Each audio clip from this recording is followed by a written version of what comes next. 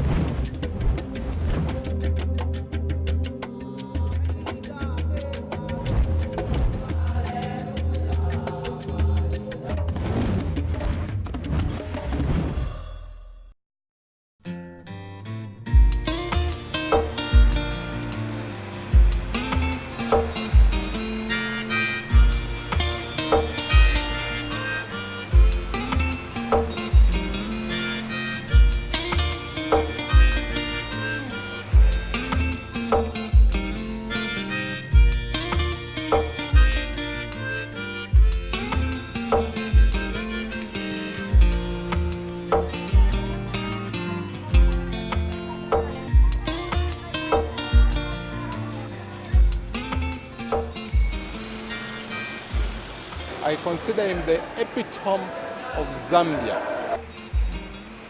Look at what he has done for this country. I think we owe him quite a great deal. That's the person we admire his life. We always would like to be like him.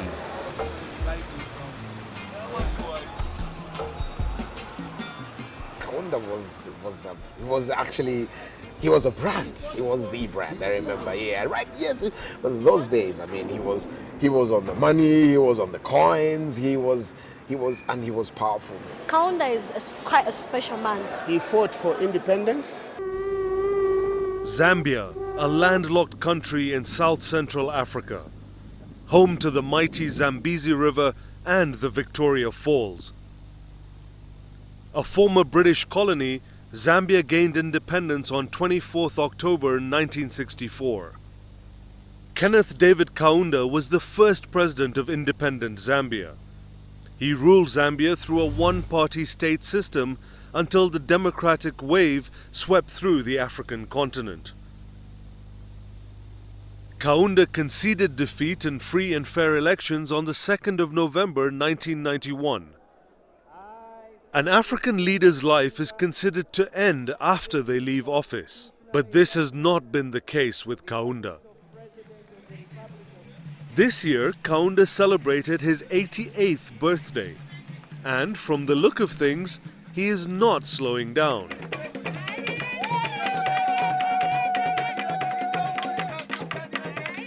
Happy birthday, dear Kenneth. Musician, sportsman, author, and now fashion icon, Kaunda is out and about. What keeps him going? That's what we want to find out. My name is Kenneth Kaunda, first president of Zambia. From a family whose father is a reverend, whose mother is a teacher. It's got like a laughter. It goes, you know, there's so much soul in the grandfather laughter. So innocent and so real. Kaunda is one leader who believed in visiting communities.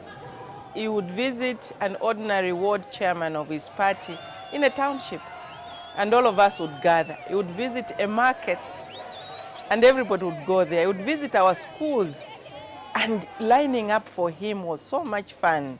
Waiting, sometimes you don't even see his face, but you would be sure of seeing his handkerchief. We would be asked to line the roads, and they would give us these nice little Zambian flags, and he would come with his motorcade and he would slow down, take out his handkerchief, you know, would flash his biggest smile, and he would wave at us.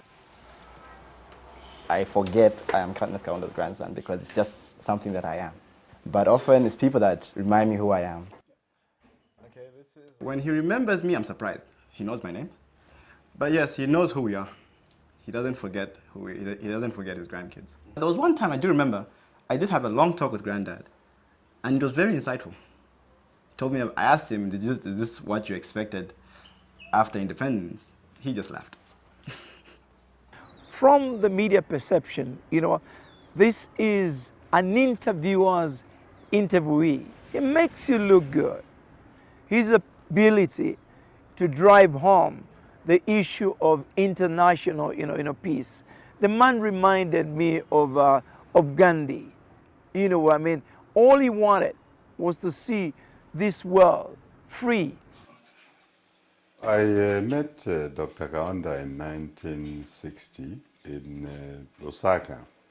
Talking to him, I got inspired, and I got inspiration that this was a man who was fighting for something that we as Africans in those days believed in.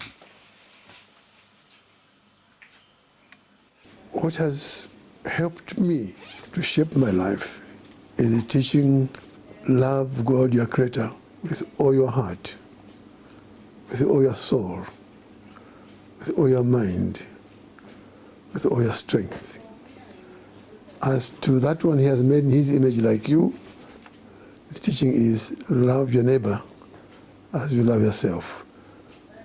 Do unto others as you would like them to do unto you.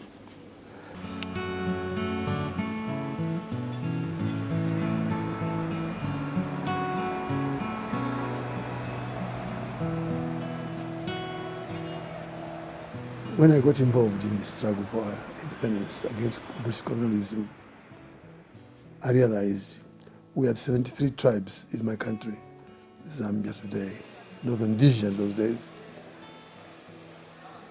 Indigenous tribes, but new tribes came in, the English, the Welsh, the Scottish, the Indian, Pakistan, many colors, many tribes.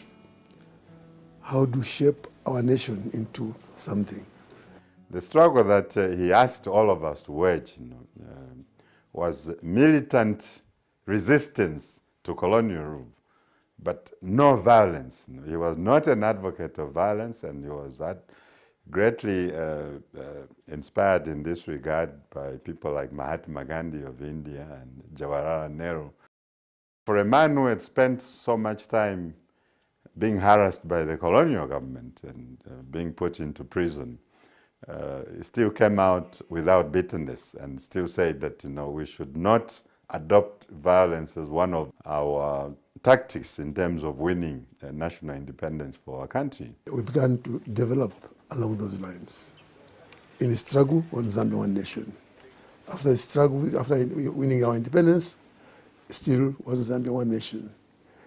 Now, young man, where this approach is accepted, there's genuine peace. Where it is not accepted, disaster, chaos, death in thousands.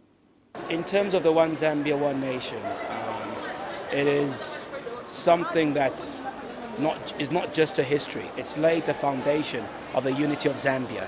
That wasn't just Dr. Kaunda's motto. It's a Zambian motto. One Zambia, one nation. Because some of the problems that we are witnessing sometimes are also as a result of departing from our own motto, which says that one Zambia, one nation. It doesn't matter whether you're Bemba, you're Tonga, you're Lozi, Luvale, whatever tribe you are a Zambian.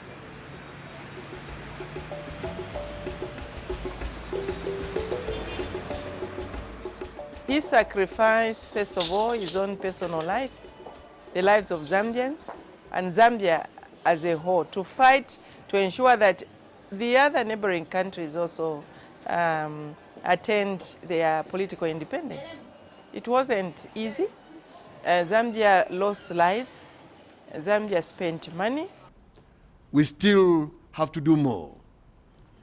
In the PTA sub-region, we have the South African albatross, the abominable, archaic, and morbid system of apartheid that is being perpetuated by the South African racists. Dr. Kaunda's vision at that time was not just that Zambia should be free, but that once Zambia was free, Zambia should also actively participate in the liberation struggle to assist Zambia's neighbors attain national independence. And he made it clear that a union government would support liberation struggles in Mozambique, in Angola, in Southern Rhodesia then, in South Africa against apartheid, in Southwest Africa, as Namibia was then called, in Guinea-Bissau.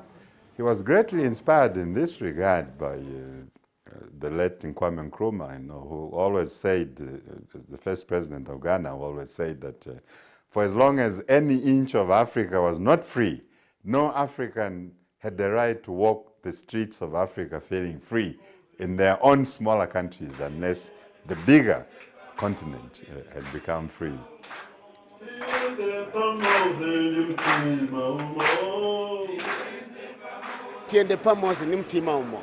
What it means, let us have one heart, one spirit, we work together so that we can develop.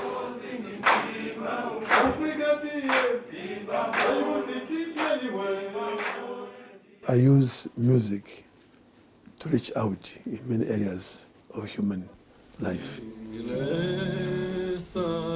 I love my music, and on my guitar I play many hymns.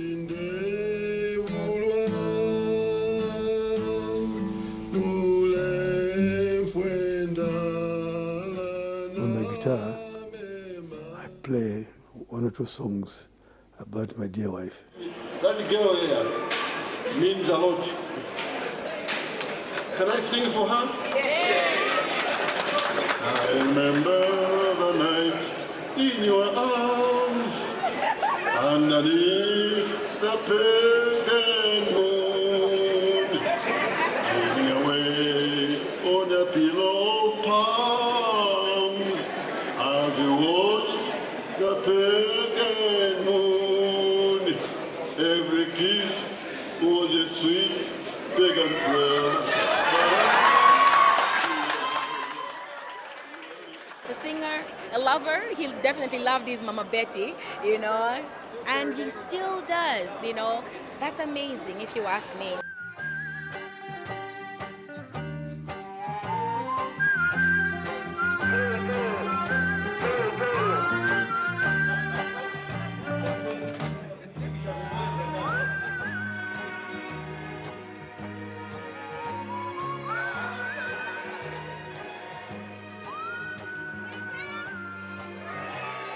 His family suffered because during those tours of duty, it means that he was very rare at home.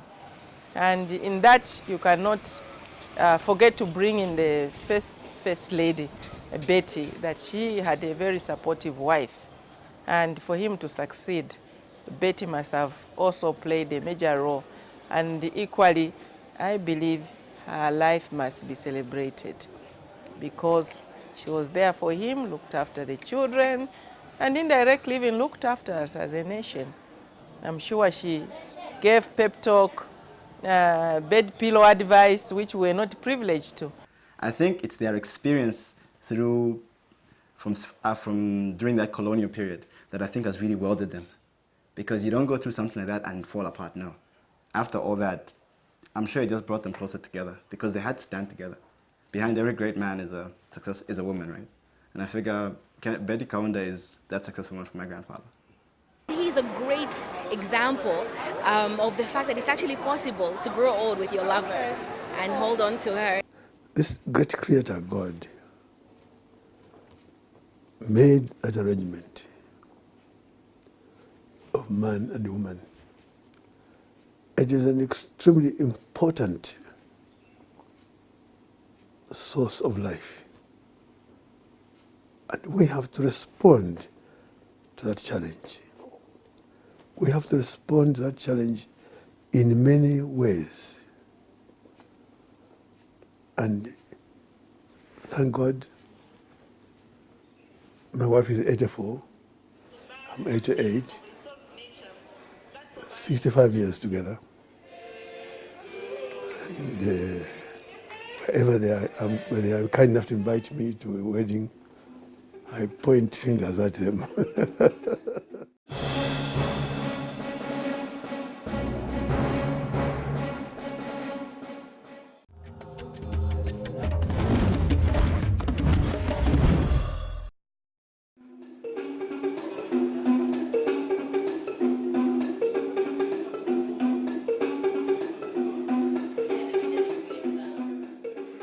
Service to God's children comes first in that respect.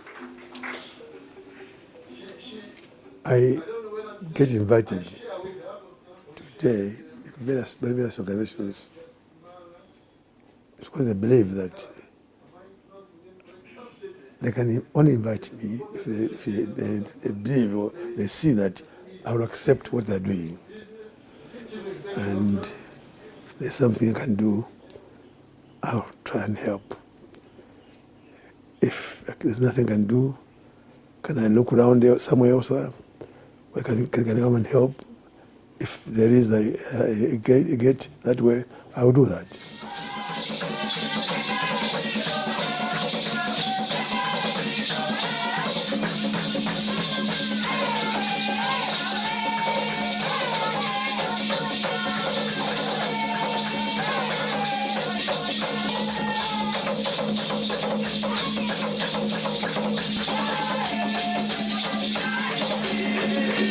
One Gambia! One nation!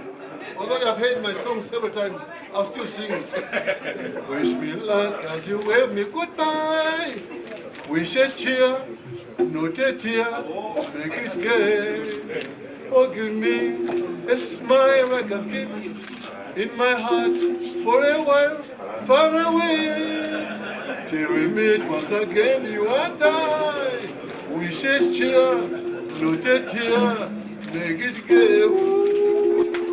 He's had an impact when it comes to, say, behavioral change. He's played a key role, for example, in taking the message out there to the young people about HIV/AIDS. I lost a brilliant son to AIDS. And when he put him rest 2 weeks after that, I thought, as the leader of the nation, I should come out and announce that our son had died of AIDS. As leaders, we had a duty to show that we are fighting this discrimination against this disease.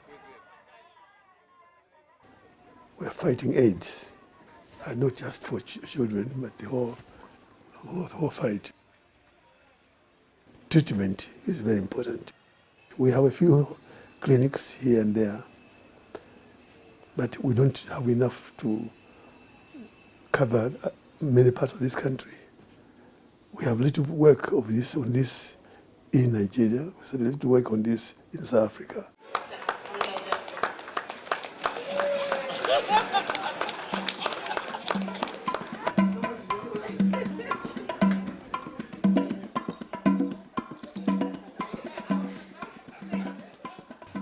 Don't let the walking stick fool you. He's still going.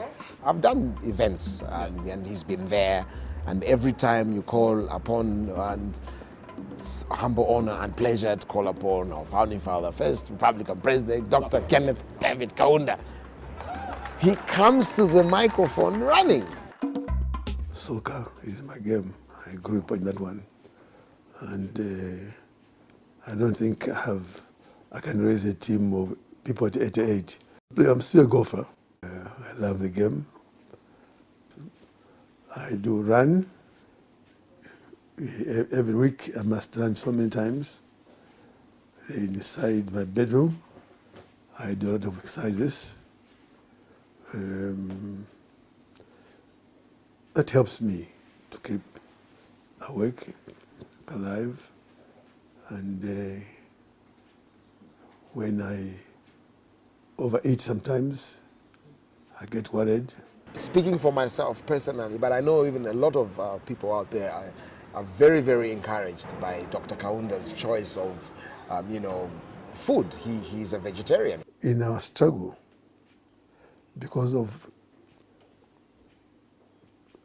racism, even in the business. We were taught, we were forced, rather not taught, we were forced to purchase our requirements through pigeonholes. And we had to fight that. Where even in churches, some areas, there were even churches for whites only. Christian faith. And that type of discrimination made me decide to fight. Add to my mobilization of the people. At the stage 1953, I decided it's not right to continue doing this, eating this meat which I get through the pigeonhole. I will not. So at 53, I stopped taking that. So I've continued now to depend on vegetables, beans and so on. They keep me very fit.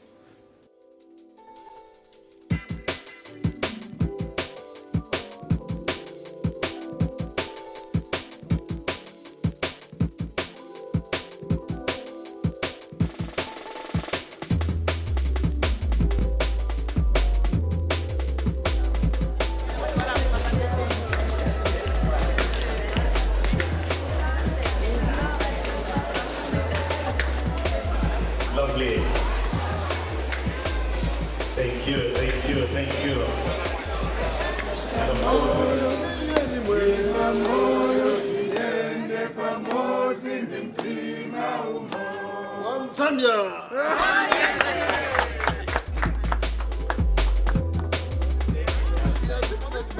It is something I admire. It is something that I would wear, and I'm glad you've mentioned that it is now available. Absolutely. This is like the one that you wear for functions, because always for functions you want to have a dark suit. It's got the barcode with Kenneth Kaunda in it, and it's 180 wool. It's got space where to put the 2 pens. And we also branded the pens for his birthday. Kenneth Kaunda 88 at SBM. One Zambia. This has been a 10-year plan where we thought of what can we do to just bring to basics the things that we would like to, to do for great people. The last 3 months we had a meeting with his last born daughter, Cheswa. The following day I asked her, can I have his suits? So following day, she brought the suits. I looked at them, I saw the features, I took pictures, sent them to the manufacturer. I traveled to the manufacturer to explain what it is. So they were now making the sample. When one is made into an icon, he's like, he has the Midas touch. Everything he touches will turn to gold. So it doesn't matter whether he's rocking check shirts or shorts, they will turn to gold. And believe me, they will become fashion icons because of who he is and what he has done. People want to wear his stuff. Why? Because it associates themselves with a great part of history. We did modify it so that anybody can wear it. The old guys, his comrades can wear it. The modern person can wear it. People who wear a T-shirt can wear it. People who want to wear a tie can still wear it. Kaunda is not just a Zambian brand. He actually is an international brand. Wherever you go, you go to Jamaica, go to America, go to Australia, they know that's Kenneth Kaunda. He's an international brand, actually, and he's now becoming a fashion icon. Because if you go to Kenya, they call that suit the Kaunda suit. You remind me of my great late friend and colleague and comrade in our struggle, Julius Kambarage Nyerere. We were meeting one day in, I think it was in Mbeya, I think. We were having a meeting of frontline states. He was dressed in my suit. I was dressing in my suit. And he said, these Kenyan people are very business-minded. And they are conscious. They said, no, but we can't reach Kaunda. And if he finds that we are using his suit in business, he'll sue us. So what we do is, let's call it counter suit. And they call it counter suit, so the count doesn't become angry when he sees it. This is what we are developing for the ladies. So we've ordered one with the black buttons, one with the silver buttons, one short sleeves, one 3/4, and one long sleeves. So I'm sure it will be in the fabric of the kaunda suit. To have to say, oh, I'm wearing a kaunda suit. My God, that's one of the greatest men in Africa.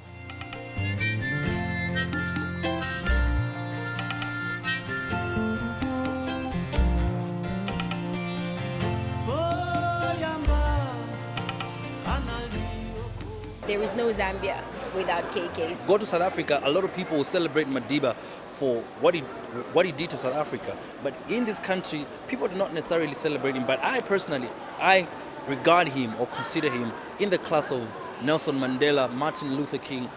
We must take advantage of his existence. He's a living legend, I must say. He's a living legend.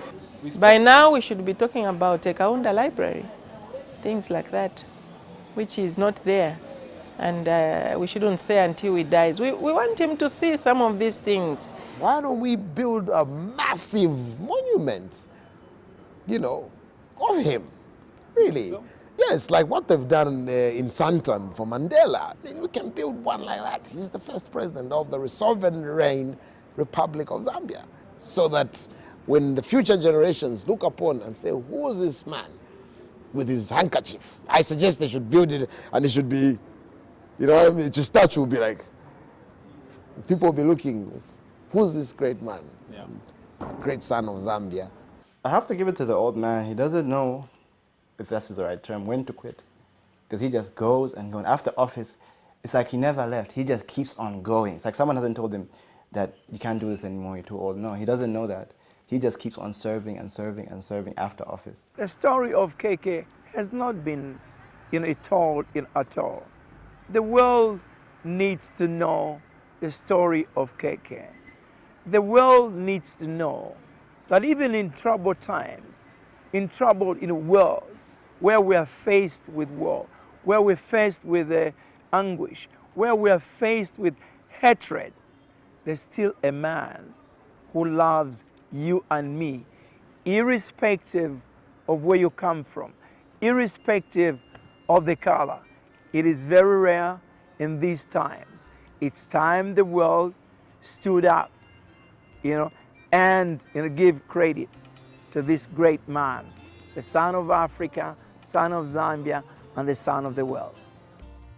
I just thank God, young man, that he has made it possible for me to live this long and be able to help through perhaps my mama's help in a way, small way, to help my colleagues who are in office today reshape this nation into something wonderful.